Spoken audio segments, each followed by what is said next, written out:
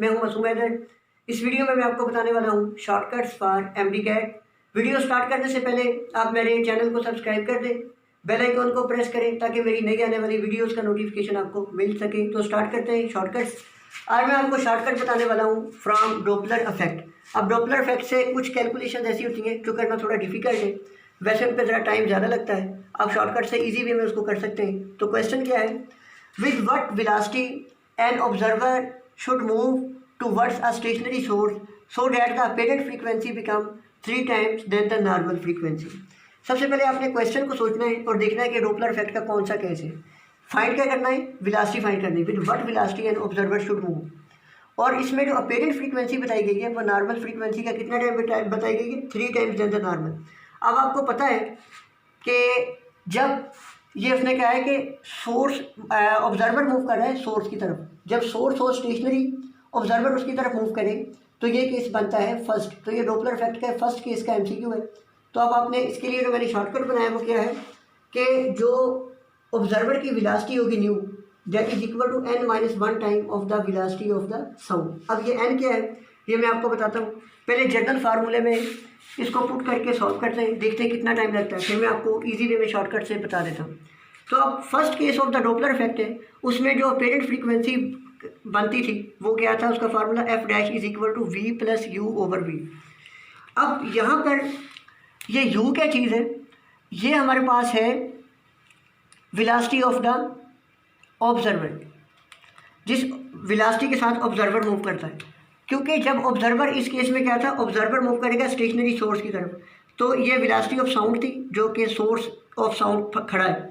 अब जब ऑब्जर्वर इसकी तरफ मूव करेगा तो इन दोनों की वेलोसिटीज क्या हो जाएगी, ऐड हो जाएंगी। जब ये ऐड हो जाएगी, न्यूमरेटर बढ़ रहा है तो अपेरेंट फ्रीक्वेंसी नॉर्मल फ्रीक्वेंसी से बढ़ जाएगी। अब ये हमारे पास जनरल इक्वेशन है। अब हमें अपेरेंट फ्रीक्वेंसी का नॉलेज है, बाकी सब पैरामीटर है हमारे पास, वेलोसिटी ऑफ साउंड का पता है। अब हमने फाइंड क्या करना है, यू को फाइंड करना है। तो ये हमने पुट कर दी वैल्यूज़, क्योंकि हम इक्वेशन में दी गई है कि जो अपेरेंट फ्रीक्वेंसी है वो 3 टाइम देन द नॉर्मल है, तो ये पुट किया। अब ये एफ से कैंसिल आउट हो गए, यहाँ पे 3 बच गया। ये वी जो डिनोमिनेटर में इसको इधर ले आए तो ये इसके साथ आके मल्टीप्लाई हो गया। फर्दर इसको सॉल्व किया तो जो ऑब्जर्वर की वेलोसिटी है वो कितनी बनी, वेलोसिटी ऑफ साउंड का 2 टाइम इसके साथ जब ये मूव करेगा तो अपेरेंट फ्रीक्वेंसी 3 टाइम आ जाती है। ये तो है जनरल इक्वेशन से हमने सॉल्व किया। अब हम आते हैं अपने शॉर्टकट की तरफ। अब इसमें जो ऑब्जर्वर की वेलोसिटी है, वेलोसिटी ऑफ साउंड का इसको n-1 टाइम मूव करना चाहिए। अब ये n क्या है, यहाँ पे आपने फोकस करना है कि ये जो n है ये इक्वेशन में जितने टाइम अपेरेंट फ्रीक्वेंसी नॉर्मल का होगी ये वो टाइम है। जैसे यहाँ पर इक्वेशन में मैंने ये क्वेश्चन में लिखा हुआ है कि अपेरेंट फ्रीक्वेंसी नॉर्मल फ्रीक्वेंसी का 3 टाइम है, तो यहाँ पे n क्या होगा, 3 होगा। तो आप पुट कर लेते हैं 3-1 इंटू वी, तो यहाँ पे u जो हमारे पास आ जाएगा 2v। अब देखिए लेस देन 10 सेकेंड में वही आंसर आया जो मैंने जनरल इक्वेशन में पुट करके निकाला था। इसी तरह अगर वेलोसिटी अपेरेंट फ्रीक्वेंसी दी होती कि 4 टाइम f' जो थी ये 4 टाइम होती नॉर्मल f का, तो ऑब्जर्वर को किस वेलोसिटी के साथ मूव करना चाहिए था, तो इसमें आ जाना था n की वैल्यू यहाँ पे क्या होनी थी, 4। तो आप आराम से निकाल लेते थे 4-1 into velocity of the sound. तो ऑब्जर्वर की वेलोसिटी यहाँ पे आती u is equal to 3v। तो इस तरह आप आसानी से ये वेलोसिटी कैलकुलेट कर सकते हैं। अब मैं आपको बताने वाला हूँ shortcuts for calculation of the simple pendulum.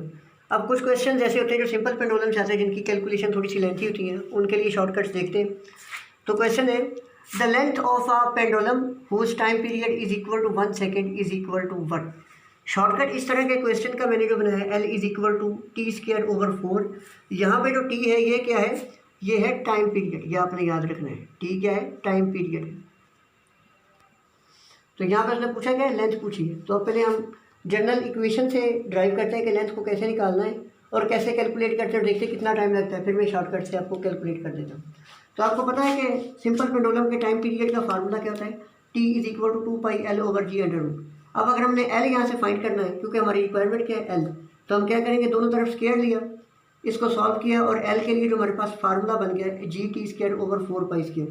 अब पैरामीटर्स की वैल्यूज़ हमें पता है ना, g की वैल्यू को पता है, पाई 3.14 होती है। टाइम पीरियड यहाँ पे दिया गया है 1 सेकेंड है सिंपल पेंडुलम का। तो अब हम इसको पुट कर देते हैं सिंपली और फिर सॉल्व कर देंगे। L is equal to 9.8, T की जगह पर मैंने 1 का स्क्वायर लिया, 4 और 3.14 इस सब का स्क्वायर लिया। अब इसको फर्दर सॉल्व किया तो आंसर हमारे पास क्या है, L इज इक्वल टू 1/4 या 0.25 ये मीटर है। अगर मैं सेंटीमीटर बनाऊँ तो 100 से मल्टीप्लाई कर दूंगा 25 सेंटीमीटर। अब यहाँ से ये पूरी इक्वेशन से पहले लेंथ का जनरल फार्मूला ड्राइव करना, फिर पैरामीटर्स की वैल्यू पुट करके इसको सॉल्व करना थोड़ा सा लेंथी प्रोसीजर है, लेकिन अगर शॉर्टकट से लिखे तो आप लेस दैन 10 सेकेंड इसको सॉल्व कर सकते हैं। वो कैसे कि यहाँ पे शॉर्टकट में मैंने आपको बताया था टी स्क्वायर है, जो ये टी क्या है, ये टाइम पीरियड। यहाँ पे मैंने क्या बताया, टाइम पीरियड कितना दिया हुआ है 1 सेकेंड, तो जस्ट हम पुट कर देते हैं 1 इस सारे के ऊपर क्या है लूँगा मैं स्क्वायर, 4 इसी तरह मौजूद है, तो ये कितना बन गया 1/4 that is equal to 0.25 metre या 25 सेंटीमीटर। तो आप देखिए वही आंसर आया, लेकिन शॉर्टकट से मैंने लेस दैन 10 सेकेंड में सॉल्व कर लिया। तो अब चलते हैं फॉर सेकेंड पेंडुलम। अब आपको पता है सेकेंड पेंडुलम ऐसे पेंडुलम को कहते हैं उस time period is equal to 2 second. अब 2 सेकेंड है। अब इसी तरीके से लेंथ का फार्मूला निकालने के लिए मैंने इसी जनरल इक्वेशन से लेंथ का फार्मूला निकाल लिया। फ़र्क कहाँ आएगा, सिर्फ टाइम पीरियड। जहाँ पे मैंने पहले इक्वेशन में जो पहला क्वेश्चन था उसमें इक्वेशन में टाइम पीरियड की जगह 1 पुट किया था, यहाँ पे जस्ट मैं 2 पुट कर दूंगा। तो इसको सॉल्व करेंगे तो इसका आंसर आएगा L is equal to 1 metre. तो अब आप देखें कि सेकंड पेंडुलम में मैंने जैसे टाइम पीरियड को कितना किया 1 सेकंड की बजाय 2 सेकंड, लेंथ कितनी हो गई 1 मीटर। जबकि सिंपल पेंडुलम का टाइम पीरियड जब 1 सेकंड था तो इसकी लेंथ कितनी थी 0.25। इसका मतलब टाइम पीरियड जैसे ही डबल हुआ लेंथ कितनी हो गई 4 टाइम हो गई, 0.25 से कितनी हो गई 1 मीटर, डबल हो गई। ये क्यों हुई ऐसे, आपको एक जनरल इक्वेशन पता है कि टाइम पीरियड का लेंथ के अंडर रूट के साथ डायरेक्ट रिलेशन होता है। अगर मैं बाहर 2t लाना चाहता हूँ तो मुझे अंडर रूट में 4 लिखना पड़ेगा ताकि बाहर 2 आ जाए। इसी वजह से क्या हुआ कि लेंथ 4 टाइम हुई है ताकि टाइम पीरियड हो गया 2 सेकेंड। अब सेकेंड पेंडुलम का जो टाइम लेंथ है वो भी हम आराम से इसी फार्मूले से निकाल लेते। तो फार्मूला क्या था t²/4। टी की जगह मैं क्या पुट करूँगा 2²/4 दैट इज इक्वल टू 4/4 1।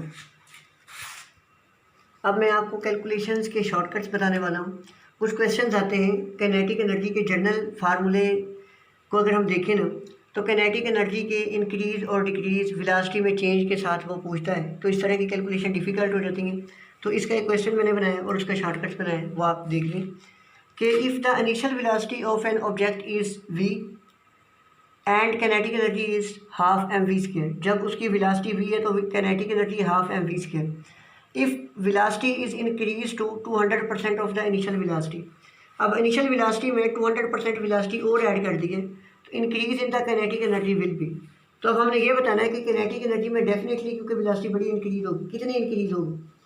अब इसके लिए जो शॉर्टकट है इंक्रीज इन काइनेटिक एनर्जी, इसको डेल्टा के से मैंने रिप्रेजेंट किया है, that is equal to n² + 2n। अब ये n क्या है ये मैं आपको बताता हूँ जब इस फार्मूले को यूज़ करेंगे। पहले जनरली देखते हैं कि कितना टाइम लगता है इसको सॉल्व करने पे, फिर शॉर्टकट से यूज़ करें इसको कैलकुलेट करते हैं। तो आपको जनरल फार्मूला पता है kinetic energy is equal to ½ mv²। तो पहले मैं इनिशियल निकालता हूँ कि इनिशियल काइनेटिक एनर्जी के लिए मैंने आई इसको लगा दिया इसके साथ, और इसकी वेलोसिटी क्या थी जब v थी तो काइनेटिक एनर्जी क्या थी, काइनेटिक एनर्जी इनिशियल ½ mv² थी। अब क्या हुआ ½ mv आई में मैंने क्या किया 200% ऑफ द vi ऐड कर दिया। परसेंट को ख़त्म करने के लिए मैंने क्या किया 100 पे डिवाइड कर दिया। तो नई इक्वेशन क्या बनी ½ mvi इंटू 2vi, यानी कि जो इनिशियल वेलोसिटी थी इसका 2 टाइम और इसमें ऐड हो गया। तो अब पहले स्क्वायर के लिए vi पे था, लेकिन अब vi और जो नई 2vi ऐड हुई है इन दोनों को मिला के जो रिजल्ट आएगा सब के ऊपर स्क्वायर होगा। तो अब सारे के ऊपर स्क्वायर आ गया 3vi का स्क्वायर। इसको सॉल्व किया 9 इंटू vi², 9 को बाहर ले आए तो ये क्या बन गया ½ mvi²। तो मैंने आपको पहले बताया था ½ mvi² कौन सी थी हमारे पास, इनिशियल काइनेटिक एनर्जी। तो जो काइनेटिक एनर्जी डैश जो कि फाइनल एनर्जी थी हमारे पास काइनेटिक एनर्जी वेलोसिटी में इंक्रीज आने के बाद जो नई बनी थी वो कितनी होगी 9 time of the initial kinetic energy. यानी कि अब हमें पता चल चुका है कि इनिशियल काइनेटिक एनर्जी हमारे पास ½ mvi² थी। vi इनिशियल वेलोसिटी को रिप्रेजेंट करता है। जो फाइनल काइनेटिक एनर्जी हो गई है वेलोसिटी में इंक्रीज के बाद वो कितनी हो गई है 9 इंटू इनिशियल काइनेटिक एनर्जी। अब हमें दोनों वैल्यूज़ का पता है तो हम चेंज कैसे निकालते हैं, इंक्रीज का मतलब होता है चेंज। चेंज कैसे निकालते हैं कि जो फाइनल काइनेटिक एनर्जी थी अगर उसमें से इनिशियल काइनेटिक एनर्जी निकाल दें तो हमारे पास पता चल जाएगा हमें कि कितनी चेंज आई है, इंक्रीज कितनी हुई। तो जो वेलोसिटी बढ़ने के बाद हमारे पास काइनेटिक एनर्जी नई वाली गई थी वो कितनी थी 9 इंटू इनिशियल काइनेटिक एनर्जी, और इसमें से पहले किनेटिक एनर्जी क्या थी, KEI। तो अगर वो इसमें से माइनस कर देंगे तो आंसर कितना आ जाएगा, चेंज कितनी आएगी, 8 इंटू इनिशियल किनेटिक एनर्जी। यानी किनेटिक एनर्जी में चेंज कितना आया है, पहले किनेटिक एनर्जी का 8 टाइम बढ़ गई है किनेटिक एनर्जी। तो नेट बढ़ने के बाद कितनी होगी, 9 kinetic energy, initial 9 time of the initial kinetic energy. अब हम इसको फार्मूले से सॉल्व करते हैं। अब ये एक लंबा चौड़ा प्रोसेस हमने किया अभी, अब हम करते हैं फार्मूले के थ्रू। अब ये एन क्या होता है, एन होगा, आपने याद रखना है जितने परसेंट आप उसने कहा है ना कि इंक्रीज हुई है वेलोसिटी, बस आपने उसका देखना कि कितने परसेंट का है, 200% का है। अब देखिए 100 में होगी 200% हो सकता है, 300% होता है। तो ये जो दो सिफरें आपने इसको भूल जाना, क्योंकि ये तो जब परसेंट आप खत्म करेंगे तो उसके साथ खत्म हो जाएंगे। तो आपने इसके साथ वाला डिजिट देखना, जो भी हो, 2 हो, 3 हो, 4 हो, ये हमारे पास क्या होगा, एन। बस इसकी वैल्यू पुट कर देनी है। एन की यहाँ पे वैल्यू कितनी होगी, 2, तो 2 की वैल्यू पुट कर देते हैं, 2 स्क्वायर प्लस 2 इंटू 2। तो 2 कितना था, 4 प्लस 2 कितना आ गया, 2 इंटू 2 कितना था, 4, 4 प्लस 4। तो जो चेंज इन किनेटिक एनर्जी थी वो कितने टाइम आया, 8 time of the kinetic energy initial. तो आपने लेस देन 10 सेकेंड या 10 सेकेंड में आपने ये सॉल्व कर ली शॉर्टकट से, जो वैसे एक लंबी चौड़ी कैलकुलेशन थी। तो इस तरीके से आप सॉल्व कर सकते हैं। अगर कोई क्वेरी हो तो आप मुझे कमेंट सेक्शन में भी बता सकते हैं। Thank you very much.